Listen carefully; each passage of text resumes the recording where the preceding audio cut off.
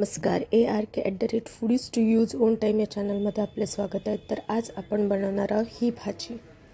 मला सांगा कमेंट करून ही भाजी कसली आहे आणि हो, ही तुम्ही कधी खाल्ली आहे का?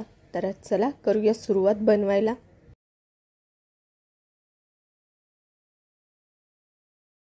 तुम्ही बघू शकता मी अशा प्रकारे ही भाजी तोडून घेतली आहे।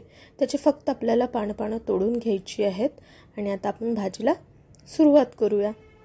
चला मग पातेल्यामध्ये आपल्याला पाणी उकळायला ठेवायचं आहे आणि हे पाणी छान उकळी आल्याच्या नंतर त्यामध्ये आपल्याला ही भाजी स्वच्छ धुवून त्यामध्ये टाकायची आहे।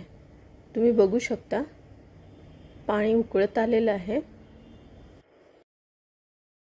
आता हे आपलं पाणी उकळलं आहे। आता आपल्याला ही भाजी छान स्वच्छ धुवून घ्यायची आहे 1-2 पाण्यानी आणि मग त्याला पिळून यामध्ये टाकायचं आहे उकळत्या पाण्यामध्ये। तुम्ही बघू शकता तर चम्मचने त्याला मिक्स करून घ्यायचं आहे आणि त्याला व्यवस्थित अशा 2 उकळ्या येऊ द्यायच्या आहे। कारण काय होतं यातला जो कडवटपणा असतो तो निघून जातो आणि आपल्याला व्यवस्थित ती भाजी खायला लागत असते।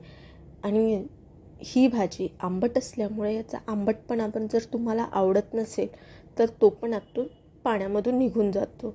त्याच्यामुळे ही भाजी उकळून पण तुम्ही करू शकता किंवा अशी पण तुम्ही टाकू शकता, पण उकळून ही केलेली भाजी छान लागत असते।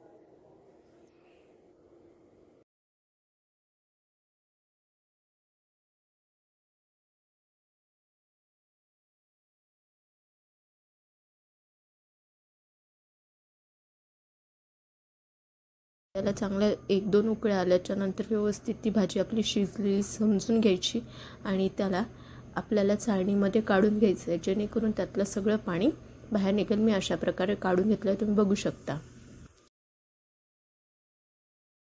तर मग आपण फोडणीची तयारी करूया। त्यासाठी मी एका कढईमध्ये 3 पळी तेल घेतलेले आहे आणि तेल व्यवस्थित गरम झाल्याच्या नंतर त्यात 7-8 हिरव्या मिरच्या चिरून घेतलेल्या त्यामध्ये टाकणार आहेत आणि लसूणच्या 20-25 पाकळ्या घेतल्या आहेत त्या मी ठेचून घेतलेल्या आहेत आणि मीडियम साईजचे 3-4 कांदे मी चिरून घेतलेले आहे बारीक।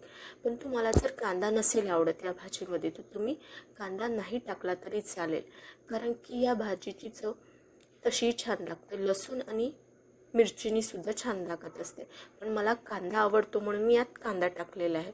आता मिरच्या लालसर झाल्याच्या नंतर त्यात आपल्याला लसूण टाकायचं आहे। लसूण पण लालसर होऊ द्यायचं आहे। ते झालं की त्यामध्ये आपल्याला कांदा टाकायचा आहे। कांदा पण आपल्याला तांबूस होतपर्यंत परतून घ्यायचा आहे, व्यवस्थित परतून घ्यायचं आहे।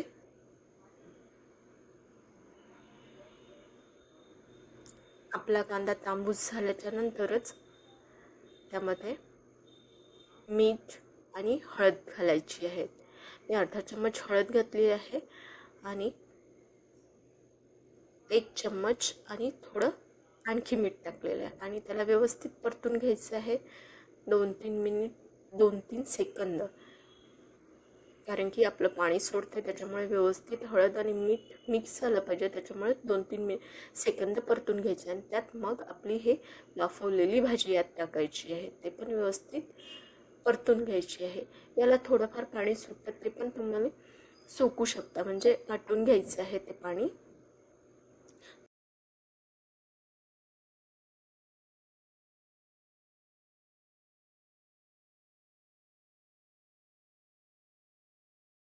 अशा प्रकारे आपली ही भाजी झाली आहे। त्याला 2 मिनिट आपल्याला झाकून ठेवायचे आहे, चांगली वाफ येऊ द्यायची आहे 2 मिनिटासाठी। नंतर ओपन करून त्याला परत मिक्स करून घ्यायचे आहे। अशा प्रकारे आपली ही आंबाडीची भाजी तयार झाली आहे। खाऊन बघा।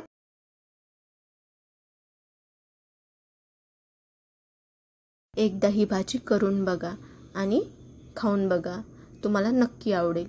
अशा छान छान व्हिडिओसाठी माझ्या चॅनलला सबस्क्राईब करा आणि हो, ही भाजी आंबाडीची आहे।